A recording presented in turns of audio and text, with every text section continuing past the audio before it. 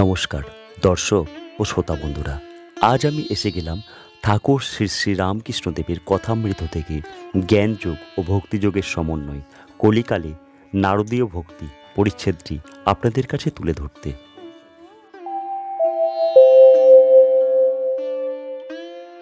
ঠাকুর কহিলেন, সেদিন তোমায় যা বললুম ভক্তির মানে কিনা কায়মনো বাক্যে তার ভাজনা। কায় অর্থাৎ হাতের দ্বারা তার পূজা ও সেবা, পায়ে তার স্থানে যাওয়া, কানে তার ভাগবত শোনা, নামগুণ কীর্তন শোনা, চক্ষে তার বিগ্রহ দর্শন, মন অর্থাৎ সর্বদা তার ধ্যান চিন্তা করা, তার লীলা স্মরণ মনন করা, বাক্য অর্থাৎ তার স্তব স্তুতি, তার নাম গুণকীর্তন এইসব করা। কলিতে নারদীয় ভক্তি, সর্বদা তার নাম গুণ কীর্তন করা। যাদের সময় নাই তারা যেন সন্ধ্যা সকালে হাততালি দিয়ে এক মনে হরিবোল হরিবোল বলে তার ভাজনা করে। ভক্তির আমিতে অহংকার হয় না, অজ্ঞান করে না, বরং ঈশ্বর লাভ করিয়ে দেয়।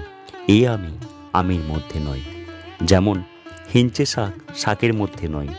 অন্য শাকে অসুখ হয়, কিন্তু হিঞ্চে শাক খেলে পিত্ত নাশ হয়, উল্টে উপকার হয়।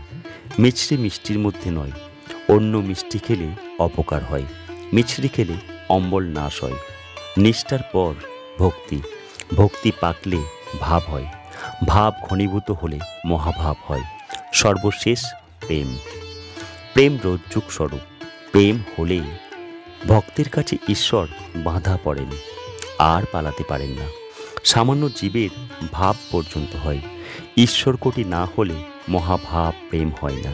চৈতন্যদেবের হয়েছিল। জ্ঞানযোগ কি?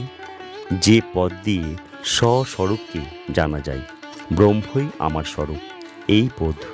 প্রহ্লাদ কখনো স্বস্বরূপে থাকতেন, কখনো দেখতেন আমি একটি তুমি একটি, তখন ভক্তিভাবে থাকতেন। হনুমান বলেছিলেন রাম, কখনো দেখি তুমি পূর্ণ, আমি অংশ, কখনো দেখি তুমি প্রভু, আমি দাস।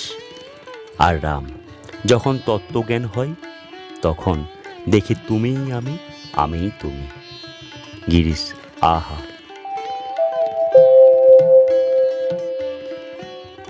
এই ছিল আজকের কাহিনী।